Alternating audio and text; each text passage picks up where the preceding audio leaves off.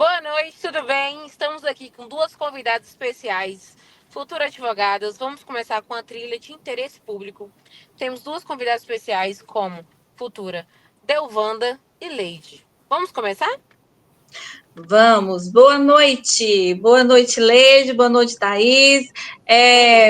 Com um prazer participar desse podcast com vocês. Então, qual vai ser hoje a nossa dinâmica do que vamos conversar? Então, eu vou começar com uma pergunta diretamente bem quentinha para vocês. Como o direito administrativo estrutura a intervenção do Estado na política pública de saúde e educação? Pergunta boa, Thaís. Vamos lá. O direito Bacana, né? administrativo muita calma dessa hora. O direito administrativo organiza a atuação do Estado por meio de normas, princípios e instituições que regulam o funcionamento da administração pública. Ele define como o Estado planeja a execução e a fiscalização de políticas públicas, garantindo direitos fundamentais como a saúde e a educação, seja efetiva. Essa atuação pode dar de forma direta, como com a manutenção de hospitais ou universidades federais, ou indiretas por meio de convênio e repasse e parceiros, né? E aí nós temos, por exemplo, os parceiros, nós temos a IEPC, né, que cuida lá dos hospitais universitários por todo o Brasil, e as UBS também, né, que cuida. A escola, nós temos as escolas, na educação nós temos as escolas, né, que recebe esse repasse. Ótimo, muito bom, muito bom, muito bom mesmo. Agora, vamos para a segunda pergunta. O orçamento de 165 bilhões para a educação em 2024 atende os princípios constitucionais e administrativos de eficiência e suficiência? Boa noite a todas e a todos que estão nos assistindo nesse podcast. Primeiramente, para a minha amiga Delvanda e a Thaís. Vamos lá. Boa noite, seja bem-vindo, Leide. Muito bem-vinda ao nosso debate. Obrigada. Vamos, então, aqui responder a pergunta da Thaís, né? Então, vamos falar sobre, depende da análise técnica, né? Em termos constitucionais, né? O foco no cumprimento do mínimo de 18% da receita de impostos. Já em termos administrativos, é preciso avaliar a suficiência para alcançar metas do Plano Nacional de Educação, que é o PNE, e a eficiência na aplicação dos recursos. Né? Os valores nominal pode ser alto, mas se mal distribuído ou mal gerido, pode não cumprir seu papel. Tudo bem? A nossa amiga quer acrescentar mais alguma coisa, Delvanda? Muito bem a sua fala, querida Leide. Vamos seguindo em frente. Sim. Então, vamos para a terceira pergunta, galera. Gente, eu tô Vamos, achando esse podcast agitados. Vamos, que eu tô muito curiosa para a terceira pergunta, hein? Então, vamos lá. Qual a diferença entre piso constitucional e prioridade orçamentária nas áreas sociais e como isso impacta a gestão pública? Vamos lá. O piso constitucional é o valor mínimo legalmente exigido que a União deve investir. 18% em educação e 15% na saúde. Já a prioridade orçamentária é uma escolha política, que pode ir além do piso, conforme diretriz do governo. A diferença impacta a gestão pública ao delimitar o que é obrigatório o piso, no caso, né? E o que depende da vontade pública, que seria, no caso, a da vontade política, que seria prioritária, né? A prioridade. E aí nós temos, assim, ver que esse 18% é o mínimo, né? Para a educação.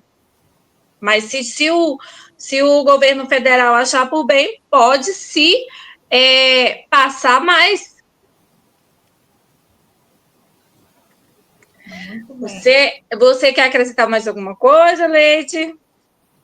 Por mim está tranquilo. Pode continuar com as perguntas, Thaís, por gentileza. Então, vamos lá. Mais uma pergunta.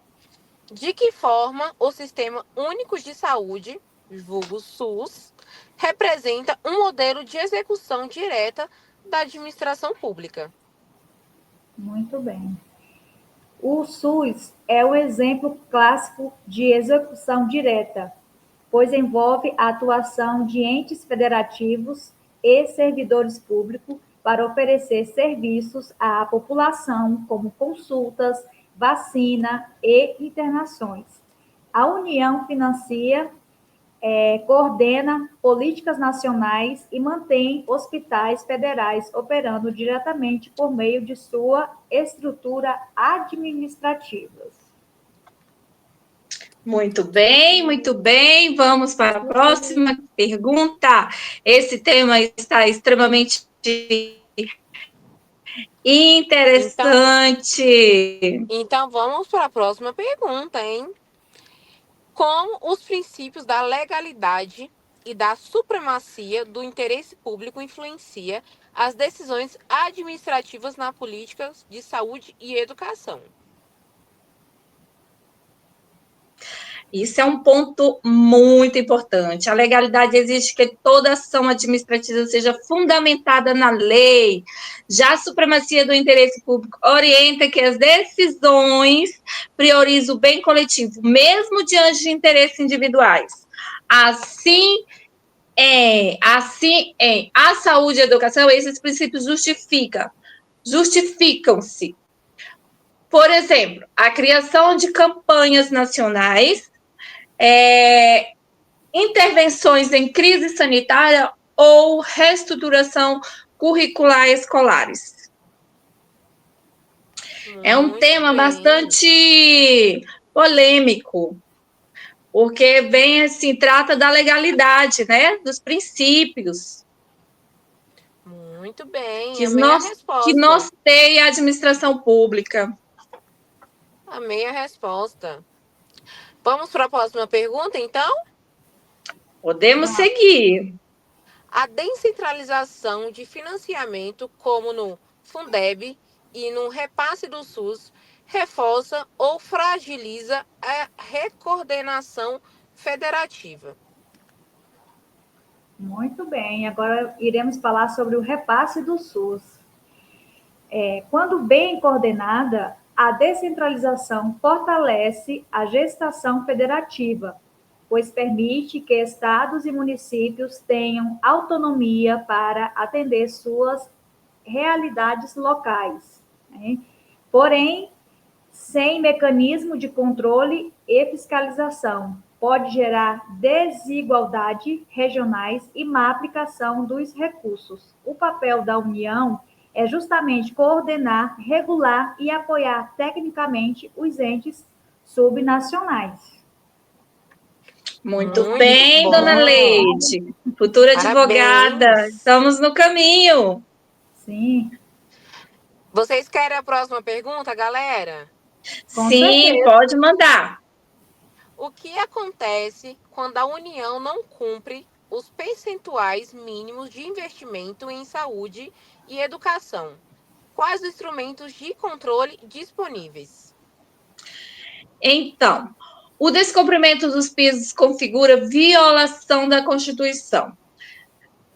Pode haver ações de controle externo pelo TCU, ações civis públicas pelo Ministério Público Federal e até responsabilização por improbidade administrativa. Além disso, a pressão política e social, pois se trata de áreas sensíveis e protegidas constitucionalmente. Então, eles não podem, né? Porque a fiscalização estão em cima. Nós temos os fiscais da lei, né? Que é o TCU e o Ministério Público.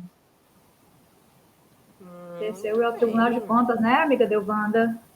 Isso, TCU é o Tribunal de Contas da União. Muito bem. Muito bem. Vamos lá. Próxima pergunta, então? Sim. Pode. Como o direito administrativo trata a responsabilidade dos gestores públicos na educação orçamentária, nas áreas sociais? Muito bem, muito boa a sua pergunta, Thaís. Então, vamos lá.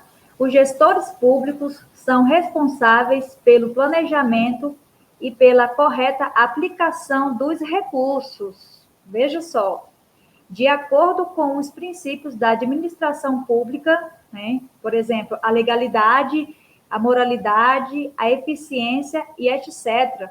Quer dizer que este texto continua, tem mais coisas ainda, né? Irregularidades podem gerar, né, responsabilidade administrativa, civil e penal, conforme previsto na Lei de Improbidade Administrativa e na Lei de Responsabilidade Fiscal. Muito bem, estamos chegando ao final da nossa trilha com interesse público, com as nossas queridas colegas Thaís e Leite. Muito obrigada pela participação de vocês, meninas, nesse podcast. Gratidão. Muito bem. Vamos para a penúltima pergunta, então? Podemos? Sim, podemos. Programas como ProUni, Farmácia Popular e Mais Médicos são exemplo de executação direta, indireta ou fomento. Qual o papel jurídico do Estado nesse caso? Muito bem, são formas de fomentar a execução indireta, em que o Estado apoia financeiramente a entidade privada para cumprir o objetivo público. O ProUni, por exemplo, concede bolsa a instituições privadas. A farmácia popular envolve parceria com farmácia. Já o Mais Médico combina atuação direta, profissionais, contratados e indiretas, programas com universidade. O papel do Estado é regular, financiar e fiscalizar esses programas. Muito boa resposta também, viu? Muito bem. Parabéns, Delvanda. Estamos chegando ao fim da Vamos nossa para a última pergunta, hein? Muito bem. De que maneira a atuação de órgãos reguladores como o MEC e a Anvisa se insere no contexto de função administrativa do Estado? Muito bem. Vamos para a nossa última pergunta e última resposta na trilha do interesse público. Vamos lá. Esses órgãos exercem função administrativa típica de regulação, que inclui autorizar, fiscalizar, padronizar e avaliar serviços. Por exemplo, o MEC regula o sistema de ensino superior, aplica avaliações como o Enem e autoriza cursos, né? Exemplo, a Anvisa regula medicamentos, alimentos e serviços de saúde. Essas autarquias têm autonomia técnica, mas integram a administração pública indireta. Muito bem. Arrasou, Leide. Obrigada, Delvanda, Thaís. E isso foi, né, galera? Muito bom estar com vocês nessa bate-pergunta, bate-volta. Exatamente, na trilha do interesse público. E foi isso. Muito obrigada por estarem presentes. E obrigada por a gente estar junto nessa. Boa noite, Thaís. Boa noite, Delvanda. Boa noite. Beijo pra Muito vocês. obrigada. Beijinho, até Beijo. a próxima. Até a próxima Tchau. na trilha do interesse público. É isso Amém. aí. Tchau. Tchau, tchau.